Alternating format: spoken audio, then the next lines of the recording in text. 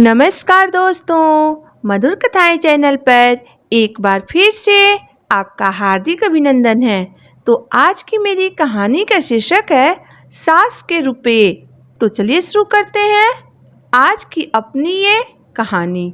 आज सुबह दीनानाथ जी नाश्ते के वक्त अपनी पत्नी मालती जी से कहा, अरे मालती, कल जो मैंने तुम्हें 50,000 रुपये दिए थे उसे मुझे दे देना, क्योंकि आज मुझे अपनी लाइफ सर्टिफिकेट जमा करने बैंक जाना है, तो लगे हाथ उस रुपये को भी बैंक में जमा कर दूंगा।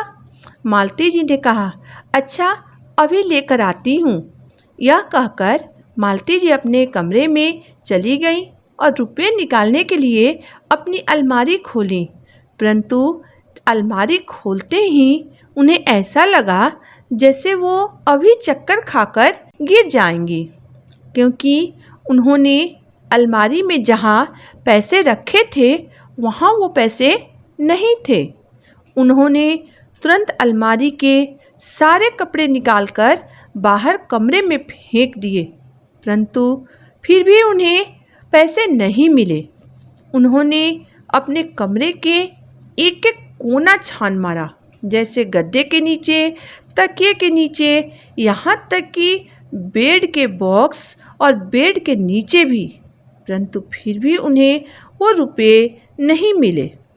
तभी दीनानाथ जी कमरे में आए और कमरे का हाल देखकर कहा, अरे मालती, तूने कमरे का ये क्या हाल बना रखा है और पैसे कहाँ हैं?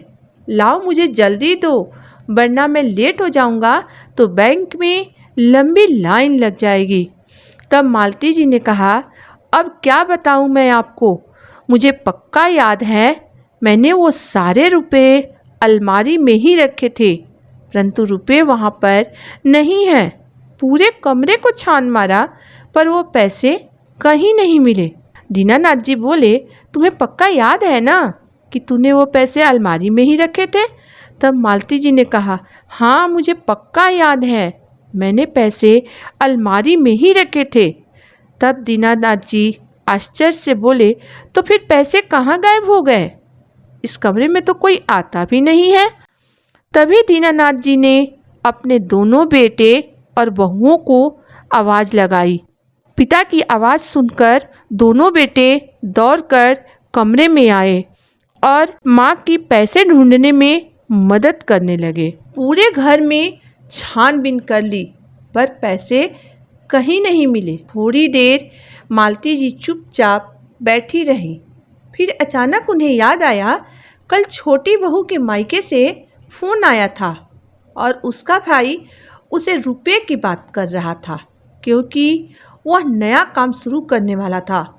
उन्होंने बड़ी बहू को अपने पास बुलाया और पूछा, कल तुमने छोटी बहू को मेरे कमरे में दूध लेकर भेजा था ना? छोटी बहू उस वक्त किचन में सास के लिए पानी लेने गई थी। जब वह पानी लेकर लौटी तो उसने सास और जेठानी की बातें सुन ली। सास जेठानी से कह रही थी कि हो न हो मेरे पैसे छोटी बहू ने ही ली है अपने भाई की मदद करने के लिए। जेठानी भी सास के हाँ में हाँ मिलाते हुए बोली, हाँ माँ जी, जब वह आपके कमरे में दूध लेकर आई उस वक्त आप अपने कमरे में नहीं थी, बाहर लॉन में टहल रही थी। हो सकता है उसने उसी वक्त आपके अलमारी से वो पैसे निकाल लिए हों। छोटी बहू ने जब सास और जेठानी की ये बात सुनी तो उसका मन दर्द से भर उठा। वह तुरंत अपने सास के पास गई और उन्हें पानी देते हुए कहा, हाँ माँ जी, यह सच है कि 2 दिन पहले मेरे भाई का फ़ोन आया था और उसको पैसे की भी ज़रूरत थी, पर उसने पैसों के ज़रूरत के लिए मुझे फ़ोन नहीं किया था, बल्कि ये बताने के लिए फ़ोन किया था कि उसने लोन लेकर अपना नया काम शुरू कर दिया। यही खुशी बताने के लिए उसने मुझे फ़ोन किया था। माँ जी, माना कि मैं गरीब परिवार से हूँ, मेरे मायके की आर्थिक स्थिति अच्छी नहीं है, पर इसका मतलब ये नहीं है कि मैं चोर हूँ। अभी कुछ दिन पहले आपकी अंगूठी कहीं खो गई थी, उसका भी इल्ज़ाम आपने मुझ पर ही डाल दिया था, जबकि आपकी वो अंगूठी आपके ही कमरे में मिली। मैं अगर चाहती तो आपको उसी वक्त बहुत कुछ सुना सकती थी, परंतु मैं सही समय का इंतज़ार कर रही थी। मैं जब भी मायके जाती हूँ तो आप मेरे बैग की तलाशी लेती हैं, ताकि मैं यहाँ की कोई चीज़ अपने साथ तो नहीं ले जा रही हूँ। आपको क्या लगता है मैं नहीं समझती हूँ?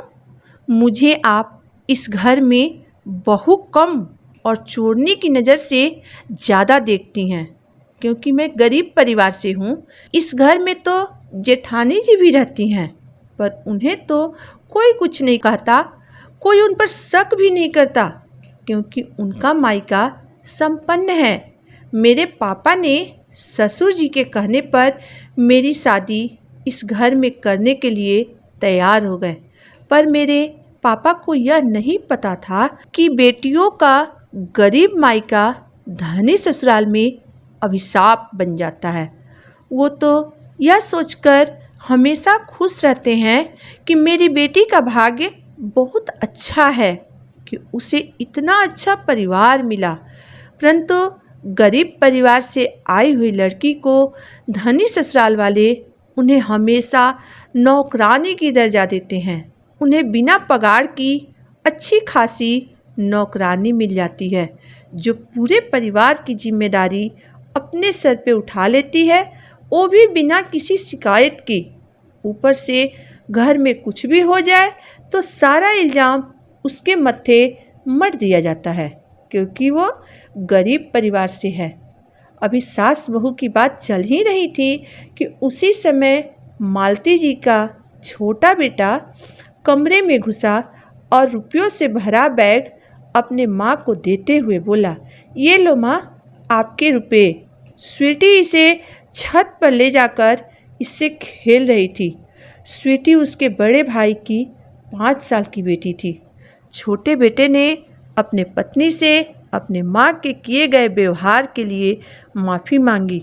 छोटी बहू आंखों में आंसू लेकर किचन में सबके लिए चाय बनाने चली गई।